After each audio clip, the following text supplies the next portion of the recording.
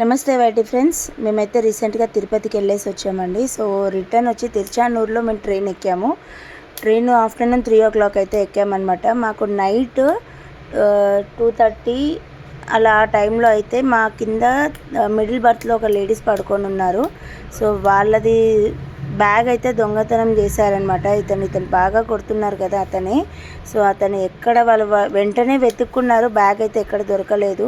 So ఈ train వచ్చేసి special train అనమాట, వీక్లీ వన్సే ఉంటుంది ఈ ట్రైన్ వచ్చేసి స్పెషల్ ట్రైన్ అండి, జల్నా ఎక్స్ప్రెస్ అని.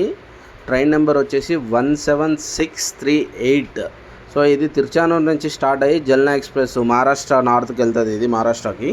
సో ఈ మధ్యలో ఏంటంటే ఈ స్పెషల్ ట్రైన్ అయిన వలన వీక్లీ వన్స్ ఉంటుంది ఈ ట్రైన్.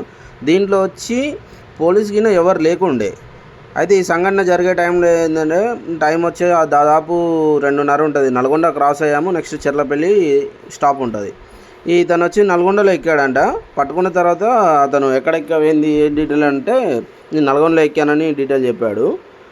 సో అతను పట్టుకొని అసలు ఆల్మోస్ట్ అంతగానం అడిగిన తర్వాత అసలు ఏం చెప్పట్లేడు. 1/2 hour దాకా అతన్ని అడిగితే కానీ తర్వాత మీ ఉన్నాయని చెప్పి తీసిచ్చాడు. అది దీంట్లో నుంచి ఏంటంటే స్పెషల్ ట్రైన్ ఏది ఉన్నా కానీ మీ బిలాంగ్స్ మీరు ఏది ఉన్నా జాగ్రత్తగా చూసుకోండి, జాగ్రత్త పెట్టుకోండి. పిల్లలు జాగ్రత్త, బ్యాగ్స్ అవన్నీ జాగ్రత్త అండి.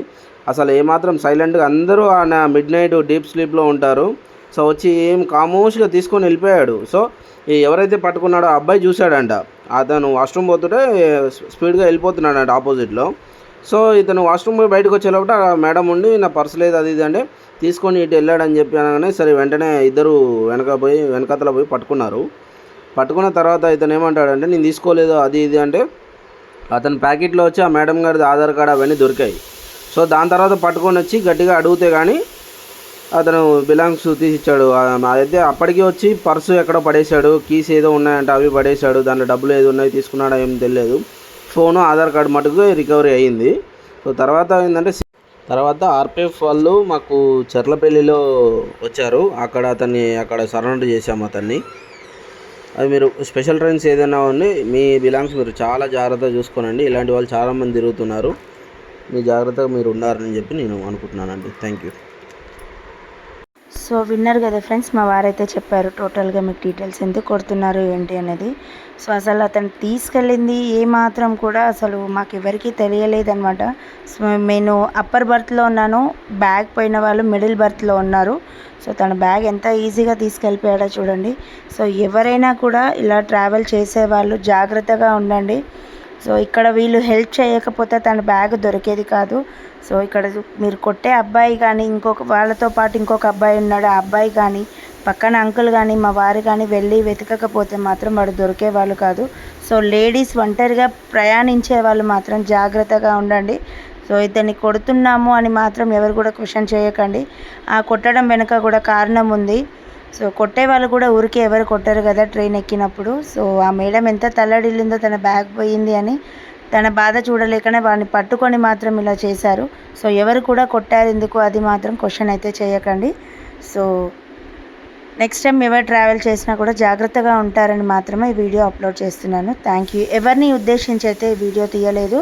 సో స్పెషల్ ట్రైన్స్ అంటే పోలీసులు కానీ ఎవరైనా ఒకరు ఉండాలి, కానీ మేము ఎక్కినప్పటి నుంచి చూస్తున్నాం టీటీఆర్ వస్తారని చెప్పి. టీటీఆర్ అయితే ఎక్కడా రాలేదు.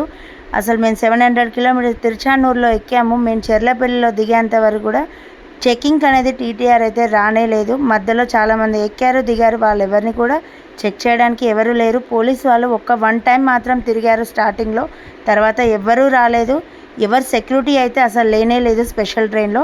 కొంచెం నేను గవర్నమెంట్కి కూడా రిక్వెస్ట్ చేస్తున్నాను ఏంటంటే, సో ఇలాంటి స్పెషల్ ట్రైన్స్లో పోలీసెస్ కానీ లేకపోతే అందరికీ కూడా సెక్యూరిటీ లాగా ఉండేటట్టు కొంచెం చూసుకోవాల్సిందైతే కోరుతున్నాను. Thank you. వాడెవడు చూపి దూకుతాడే మళ్ళీ బయటికి సార్కి ఇచ్చాను అంటున్నాడు.